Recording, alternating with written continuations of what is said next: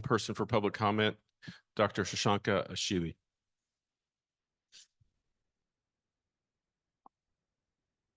Good morning, Chair Stoma, the trustees, Chancellor Castillo. Thanks for giving me this opportunity to address this audience. And some of you might remember me. I'm Dr.Ashili, resident of Cyprus.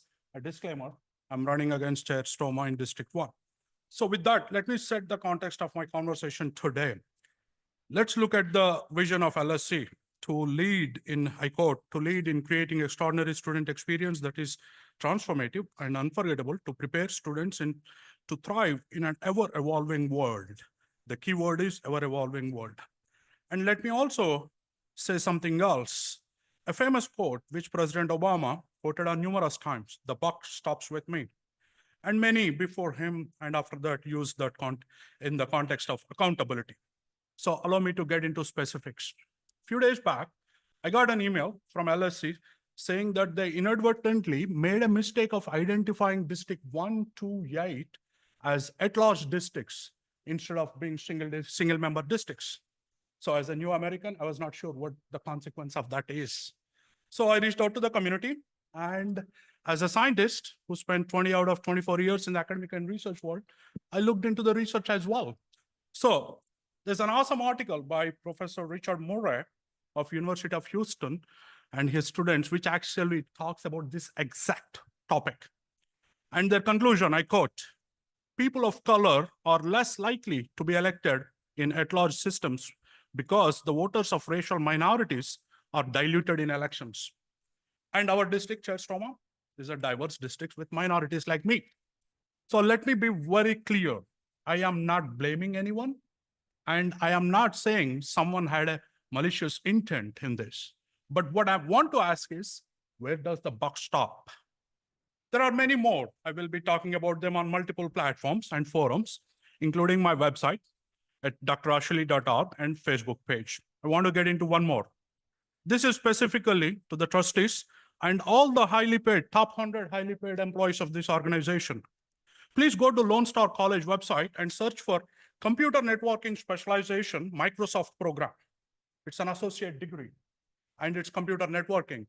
And I happen to take a course in my master's on that.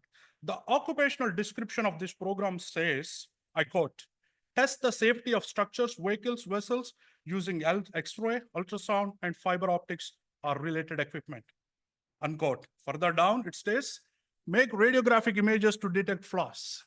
So here is my open invitation to everyone and anyone.